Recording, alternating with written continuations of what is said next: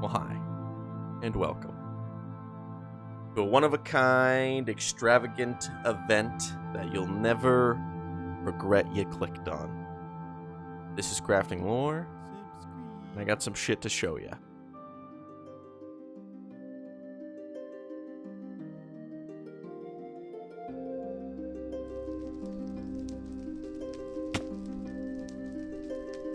Welcome to the throne room of the Scorched Hammer, the first project of this series that is going to cement into your brains the whole premise of what I'm trying to achieve here.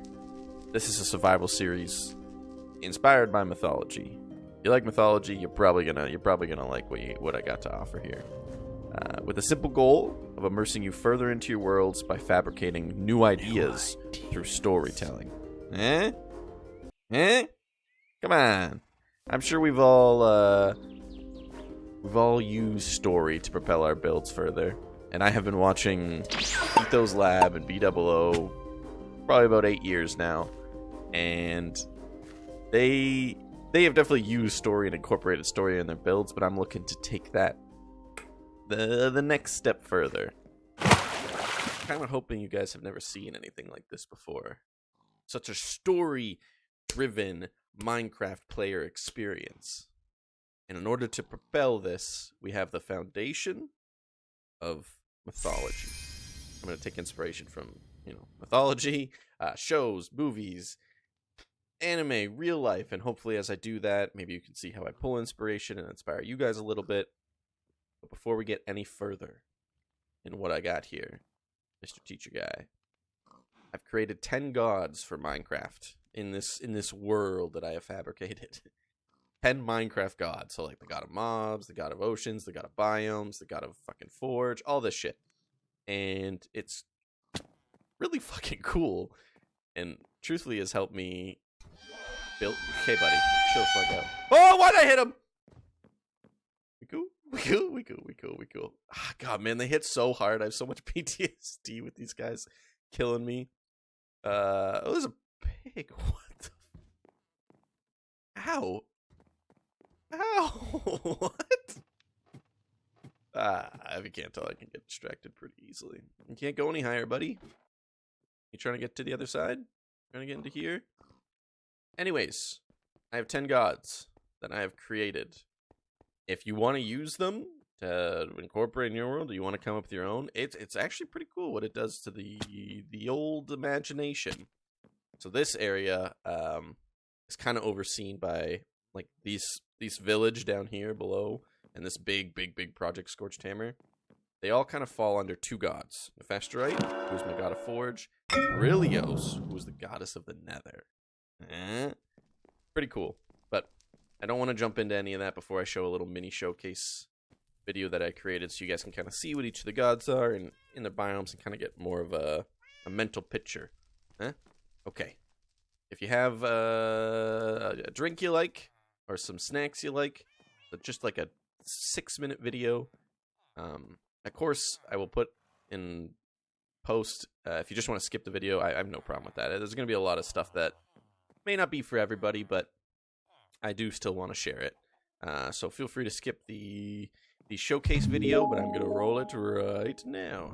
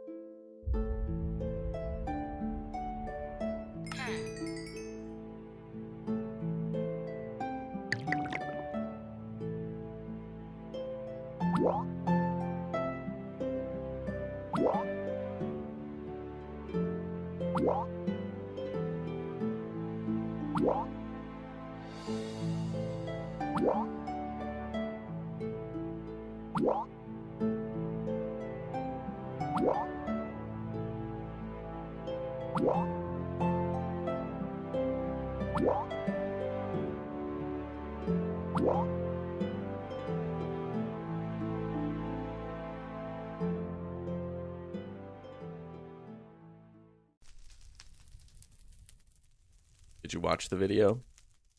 Did you just skip right to here, or did you watch the video? I worked hard on that video about all the gods. Did you watch it? I hope you watched it. You should go back and watch it if you haven't watched it.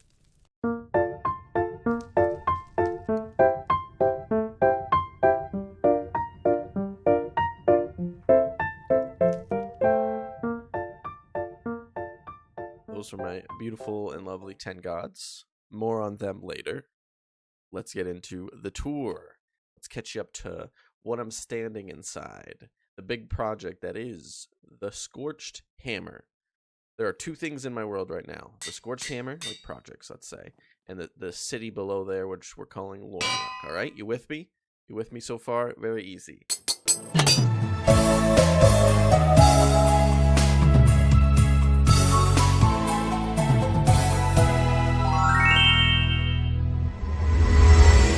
Head to toe.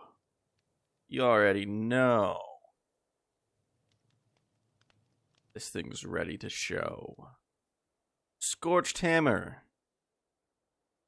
That's that. It's a hammer if you can't tell. There's the handle. It's upside down. That's the hammer. And people have come in and teared it apart and made it their home. For the better. For the better. The hammer wasn't really doing anything, so it's not... The hammer likes it, if anything. But this is the tour of the Scorched Hammer. Are you ready? Are you ready?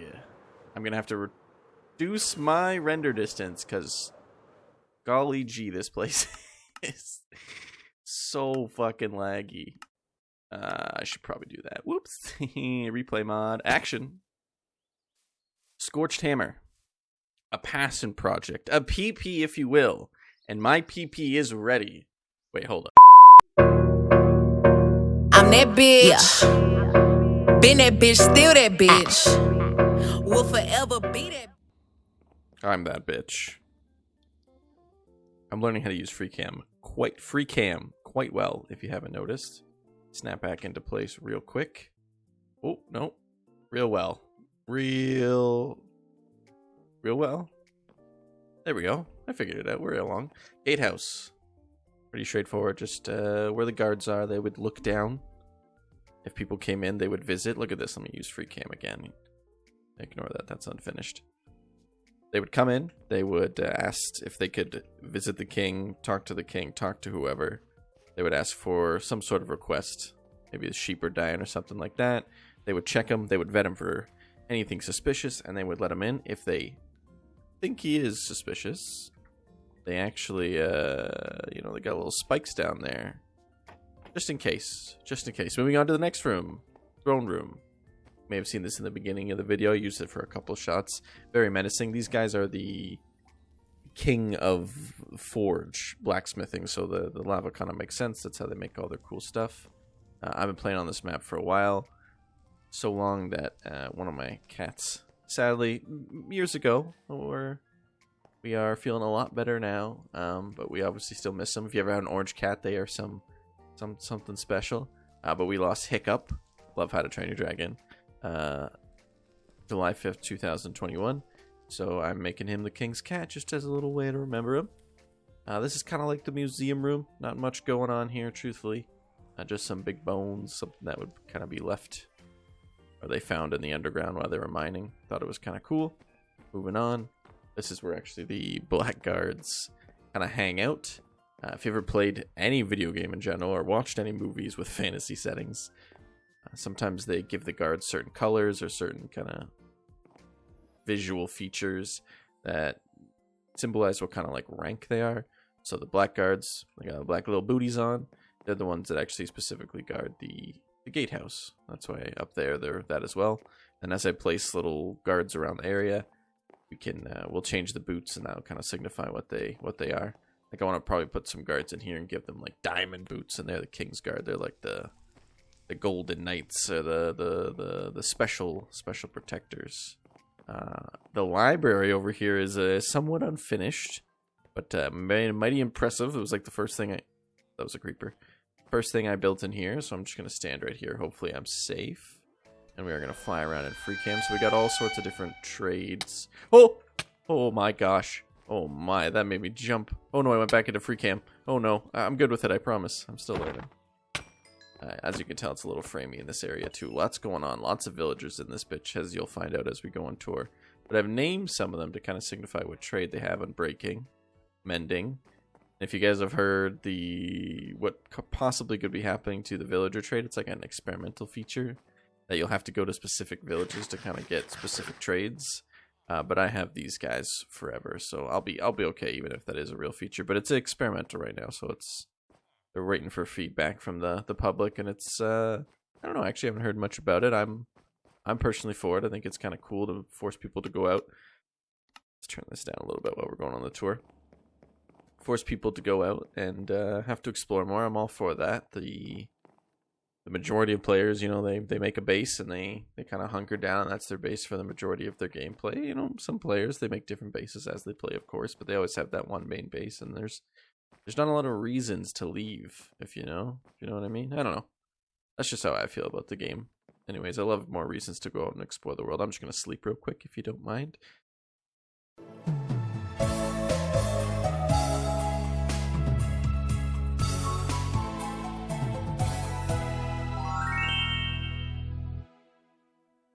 As I was building this wonderful, ginormous hammer, I realized that this would have quite a few people. It would need to house quite a few people. So there are different apartments kind of scattered around. I need to add actually a few more in different areas. But this is actually the main infirmary, the hospital of the area. And I made it so they have like a little lift down here. Not the best work that I've done, that's for sure. But oh, holy crap, bitch, got a flame bow. Chill. You making all the frames go away. Safe. I'm safe. We're good. We good? Golly. I made a lift right here. This is the lift. I'm very excited about this lift. How many times can I say the word lift? My cat's trying to jump up. Hey, come here. I got 3 shelves to my left. Boom. 1 for a blanket for them. 2, a blanket for them. The top one's got a wonderful Mace Windu lightsaber, purple lightsaber. Chef's kiss. They want to go to the top shelf, even though they have 2 shelves of wonderful blankets. It just doesn't make any sense to me. Back to the lift. The lift, in case anyone gets injured, they get put on here, and a little bit of supplies or whatever, and they can tend to them as they're getting lifted up. And then they get lifted up to... Okay, she jumped up. She jumped up. Look at this. You know what? You guys are going to get a live video of this. Look at this. Look at this. Oh. Recording. We're live. We got Mabel's blanket. That's Dipper's shelf. Boom. My cat. Okay? Not cool. Mace Windu lightsaber. Also Lysol. Because I just recently cleaned this room. Back to the task at hand. The lift. Where did I land? How did I end up over here? This is not my night. Where am I? Into the infirmary. Infirmary? I figured it out. So this, they lift him up. They would get wheeled off to here, carted off to here, washed up. One needs a little bit of water. Actually, no, I'm gonna keep this. They could check in their names. They got potions of brewing, and then we have kind of the different rooms. This is kind of like the bathing area. It's not the best. This is the poopy area of the bathrooms. This is going to lead just to get a nice little outside view. Also another area to go poop, I guess, I forgot about. Interesting. You know, sometimes you're building over such a long period of time and then finally... Minecraft music. Finally recording is kind of jarring. You forget what you build. I just go on a spree. These are all the hospital bedrooms. So the first floor... Oh, my apologies. I didn't show you all the first floor. The first floor is for, like, the top-tier patients. They pay for the premium rooms, you know? So you got bigger rooms here with closer to the hospital staff, which are sleeping here. This is how they send messages to the library. That's kind of how my brain thought this out. Let me through. Come back. Message to the... Oh, it's coming back. It's actually good to know that it comes back. And it shows there. So it sends messages. And they receive it. I'll just leave that card there. So in case they want to know, you know, they would need some information on a book on some sort of plant or fungi. That's a parkour pick. They can send it off to the library and they'll get the information back. Lickety split. They can make the potion and tend to the patient. So these are the rooms. The lights mean that the room is occupado, but I'm not gonna put villagers in here because this place is already getting laggy as motherfucking shit. So this is like the economy, if you will. If you're playing for a plane, you got first class downstairs. This is economy, and this is pretty much if you were flying in just the toilet. This is where they just have to keep a surplus of a bunch of people. If they have an outbreak of some sort, they can station them off to that big room, occupado. And this actually connects back to the library, oddly enough. No, it doesn't. Yes, it does. Over here. Library. Like, come on. Okay, there's pigs just everywhere, eh? They're parkouring all over this map.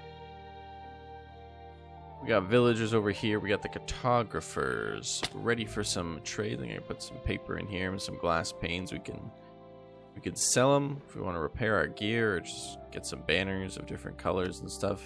I wish they had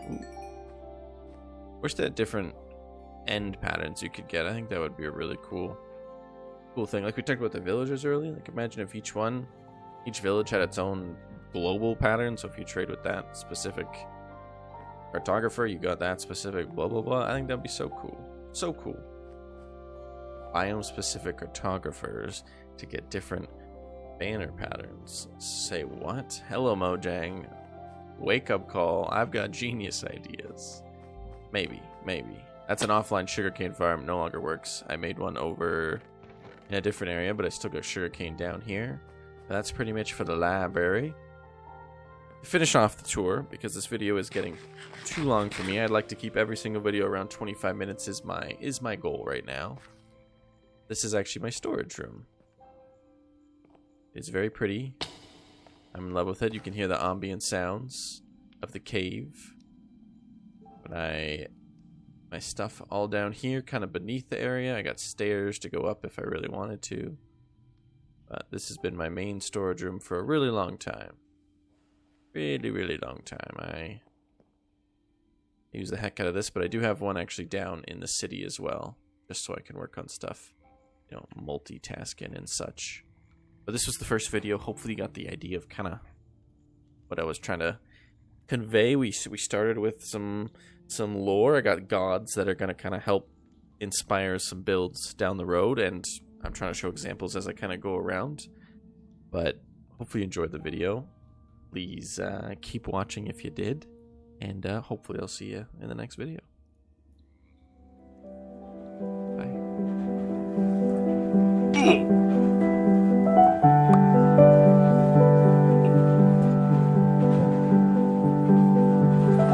Bye.